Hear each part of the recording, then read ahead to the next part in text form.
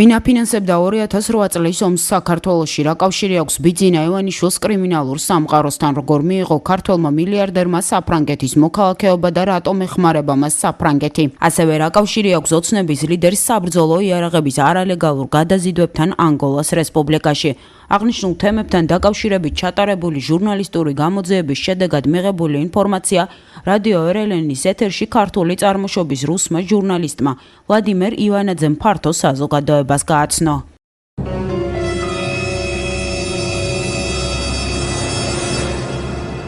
ჟურნალისტი აცხადებს, რომ ივანიშვილის კუთვნილი ბანკი რასისკი კრედიტი არაერთ კრიმინალურ სკანდალთანაა დაკავშირებული, მათ შორის ყველაზე გახმაურებული გახლდათ 90-იანი წლების საერთაშორისო პოლიტიკური სკანდალი ანგოლა გეიტის საქმე.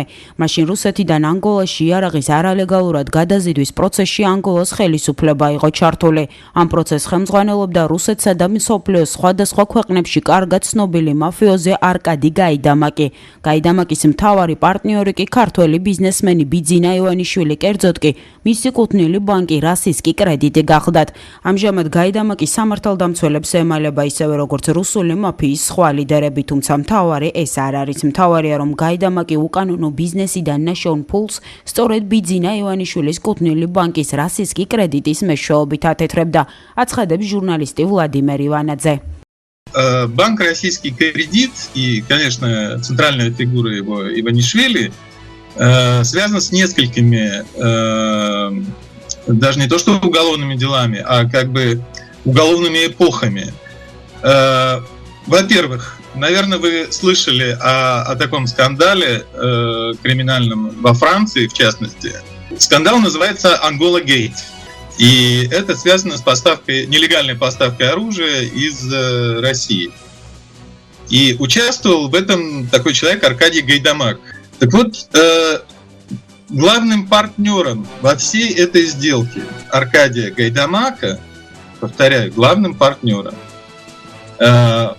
был российский кредит, ну и в частности сам Иванишвили, поскольку без него и без участия довольно серьезных людей в руководстве России, особенно в армии, все это было бы невозможно. ანგოლა გეიტსის სკანდალის ერთ-ერთი გაგრძელება გახლავთ 2008 წლის ომი. ჟურნალისტი ვლადიმერ ივანაძე ირწმუნება, რომ ივანიშვილის ბანკში გაიარა ფულმა, რომლითაც რუსეთმა საქართველოსთან საბრძოლო ტექნიკა შეიძინა.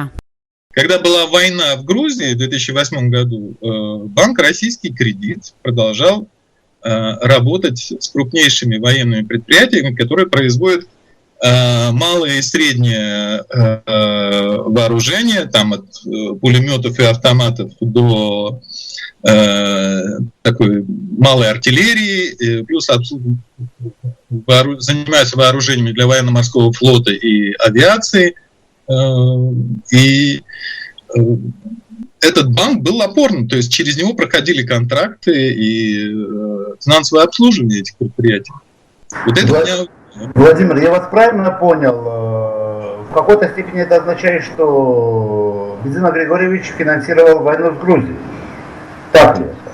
Ну, в какой-то мере да, потому что, ну, как, он же не вышел оттуда. Более того, по информации Центрального банка, через огромное количество кипрских офшоров Бедзина Иванишвили был единственным владельцем российского кредита. Единственным. То есть все эти офшоры принадлежали ему, которые между собой перекрестно были учредителями, но в финале был Бедзина Иванишвили. То есть финансировал ли он войну, я не знаю, но, по крайней мере, он финансировал или участвовал как бы финансирование предприятий, которые занимались тем, что стреляло в Грузии.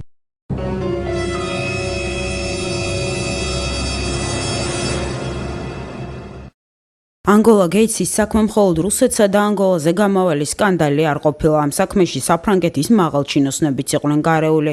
აღსანიშნავია, რომ ივანიშვილის მეგობარ ეგრეთ წოდებულ მაფიოზ გაიდამაკს კარგი კავშირები ჰქონდა საფრანგეთის მაღალჩინოსანთა წრეებში, რაც მისმა ქართველმა პარტნიორმაც გამოიყენა. ივანაძის განცხადებით კითხვებს ბადებს ის ფაქტი, რომ ივანიშვილმა საფრანგეთის მოქალაქეობა მიიღო მაშინ, როდესაც ის საქართველოს ტერიტორიაზე ცხოვრობდა. საფრანგეთის კანონმდებლობის მიხედვით კი ქვეყნის მოქალაქეობის მისაღებად აუცილებელი იყო, რომ მას საფრანგეთის ტერიტორიაზე მინიმუმ 4 წელი ეცხოვრა. ჟურნალისტების ვარაუდით ივანიშვილმა საფრანგეთის მოქალაქეობა კანონდარღვევის მეშვეობით ან ქრთამის სანაცვლოდ მიიღო.